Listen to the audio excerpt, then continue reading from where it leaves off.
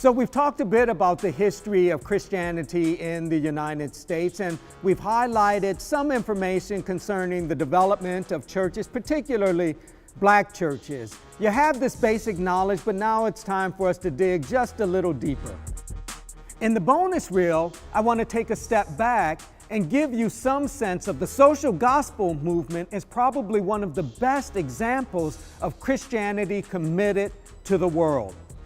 Now, the social gospel movement is a late 19th century, 20th century development, and it's based upon this thinking, that the Christ event speaks to God's commitment to being within the context of struggling humans. This is how they understand Jesus' ministry, death, and resurrection. God is intimately involved in the daily affairs of people. And so they argue those who are Christ-like also have to be involved in the stuff of human existence. So these social gospel ministers were about the business of addressing issues like poverty.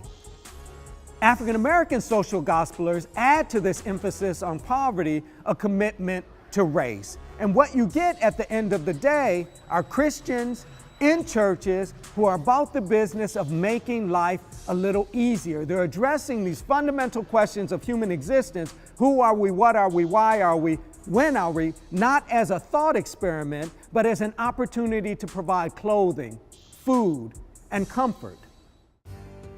We talked during the session about churches who were a bit concerned about the influence of cultural forms, worldly forms, or secular forms, concerned about their impact on the gospel message.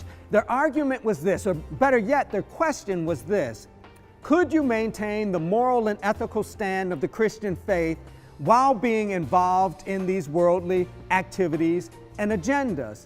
This came to play a major role in some recent developments. Within the context of hip-hop culture and religion, this friction has been graphic and sustained. You've got ministers and others who've argued that there's a certain way of being in the world that is captured in hip-hop culture that runs contrary to the Christian faith. I'll give you one example. Some years ago in Harlem, a prominent minister, Reverend Kelvin Butts, wanted to protest what he understood as the violence within hip-hop culture. And he wanted to do this in a symbolic way. They were going to destroy gangster rap CDs in a public space to protest the violence within this musical form. So you have exemplified here a Christian response to this musical form that challenges it on the level of morals and ethics. But here's the sticking point. It tries to counter the violence within hip-hop culture through an act of violence. I say this as a way of pointing out the fact that there's been an ongoing, energetic debate between hip-hop and churches. I hope the bonus reel has answered some of your questions, but I bet you still have concerns and questions that you'd like to wrestle with. So this is what you ought to do. Pay attention to the questions that the teaching assistants have provided through social media. Try to answer those questions, and as you do, reflect back on the sessions and the readings. You'll find that really helpful. Once you've come up with your answers, make certain that you share them with other folks in the class, and you can do that through the community forum. Make use of Twitter, make use of Facebook. I'll see you next time.